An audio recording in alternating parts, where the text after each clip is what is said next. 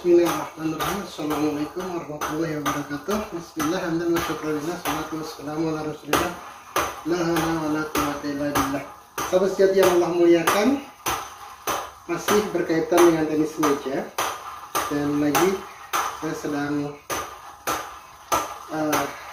melatih refleks saya dengan simulator ini karena salah satu faktor terpenting dalam tenis meja adalah refleks, bagaimana tangan kita dilatih agar terlatih untuk bisa menyemes atau menahan smesan yang kecepatan bolanya bisa sampai 100 km per jam. Ya, rekor 112 km per jam dari kecepatan bola tenis meja ini pernah dicapai oleh seorang tenis meja profesional di tahun 2003 lalu. Dan hebatnya, bola dengan kecepatan yang luar biasa itu masih bisa dikembalikan dan permainan bisa terus berlanjut. Mustahil orang yang tidak pernah berlatih bisa mengendalikan, menerima atau menyemes bola dengan kecepatan sekian. Artinya apa?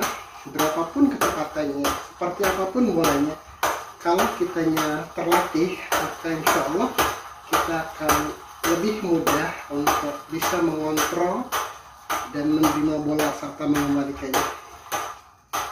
Analogi kecepatan bola tenis tadi saya umpamakan dengan kecepatan laju pikiran kita ini, yang dalam sebuah studi atau dalam banyak studi bahkan menyebutkan kecepatan berpikir kita itu 70.000 kali dalam 24 jam.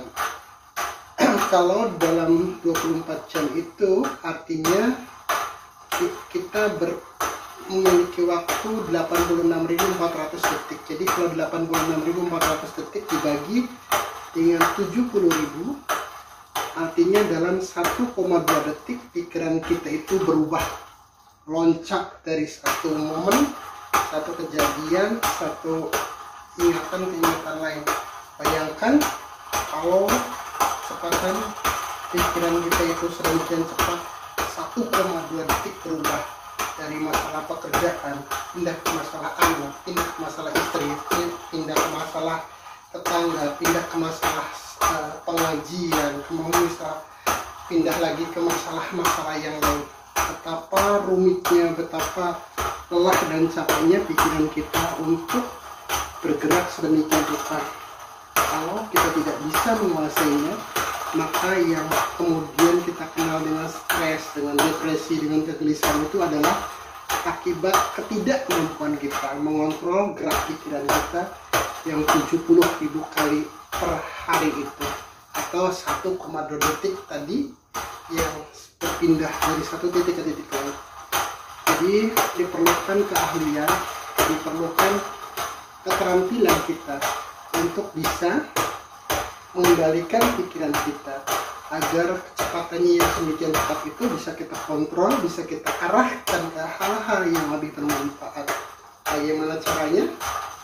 Ada banyak metode dan cara yang akhir-akhir ini dikembangkan bagaimana untuk mengontrol pikiran kita.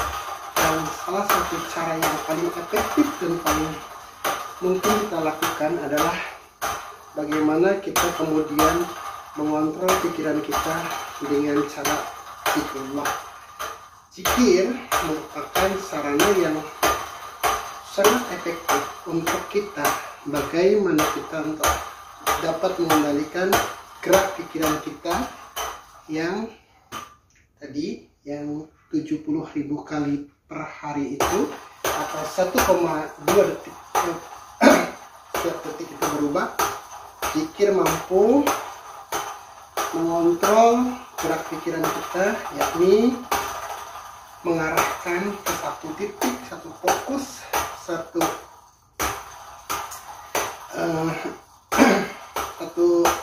arah, yaitu ke hati. Jadi betapapun pikiran kita berpindah-pindah, loncat-loncat dari satu titik ke titik lain, tapi ketika kemudian kita arahkan, kita fokuskan ke hati, maka gerak pikiran itu relatif kemudian terbatas dan terarah. Jadi fungsi zikir itu seperti itu, salah satunya adalah bagaimana untuk mengendalikan dan mengarahkan pikiran kita pada fokus yang baik, yang sebenarnya. Pikiran yang tidak diarahkan itu seperti layang-layang yang lepas dari benangnya. Dia akan terbang mengikuti arah angin tanpa arah, tanpa tujuan, yang pada akhirnya mungkin tersangkut di pohon, terkangkut di kabel listrik, dan jatuh ke tempat-tempat yang mungkin tidak pernah dituju sebelumnya, seperti jatuh ke air, jatuh ke sawah, dan lain sebagainya. Seperti itu pikiran kita. Ketika pikiran kita tidak diarahkan, maka sangat mungkin pikiran kita akan memikirkan hal-hal yang tidak semestinya. Pikiran kita akan dihinggapi rasa takut yang berlebihan, rasa fobia, rasa gelisah yang tidak beralasan, rasa cemas, kemudian berbagai rasa negatif yang sangat mungkin membuat bukan hanya pikiran kita yang sakit, tapi juga jasad kita jadi sakit. Dalam ilmu kesehatan logistik, sakitnya badan, sakitnya tubuh kita lebih banyak diakibatkan oleh pengaruh psikis daripada pengaruh fisik itu sendiri. Kalau fisik kita sakit itu paling lelah, paling kesleo, paling kemudian terkilir dan lain sebagainya. Tapi ketika sudah pikiran kita sakit, maka penyakit-penyakit kronis, penyakit-penyakit yang mematikan, penyakit-penyakit yang belum ada obatnya bahkan sangat mungkin timbul. Dan salah satu triggernya, yang salah satu pemicunya adalah kecemasan, ketakutan, fobia, kemudian rasa stres dan lain sebagainya. Itulah makanya zikir merupakan salah satu yang wajib kita pelajari, yang wajib kita amalkan, karena fungsinya itu tadi, selain bernilai ibadah yang sangat disukai oleh Allah dan dianjurkan Rasulullah, ternyata secara psikis, secara ilmiah, secara biologis juga sangat berpengaruh terhadap kesehatan kita.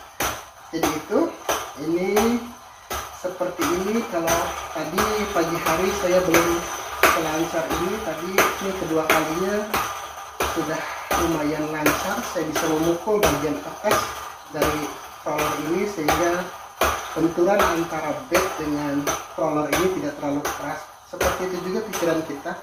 Kalau kita sering berlatih zikir, kalau kita sering berlatih untuk menenangkan pikiran, maka benturan-benturan pikiran dengan kecemasan, dengan stres, dengan rasa galau itu akan semakin berkurang, yang pada gilirannya kita akan sampai pada titik nyaman. Itulah kenapa zikir kemudian ala bizikrillah tatmainnul qulub, bahwa dengan zikir hati menjadi tenang. Artinya gesekan-gesekan seperti ini, seperti antara bed dengan roller ini akan semakin tipis, maka tidak menimbulkan bunyi yang terlalu keras. Seperti itu juga persinggungan antara pikiran dengan kecemasan dan ketakutan, rasa negatif itu relatif akan berkurang, dan itulah yang membuat hati kita, pikiran kita menjadi tenang. Maka berlatih zikirlah seperti bagaimana kita berlatih untuk memukulkan bed ini.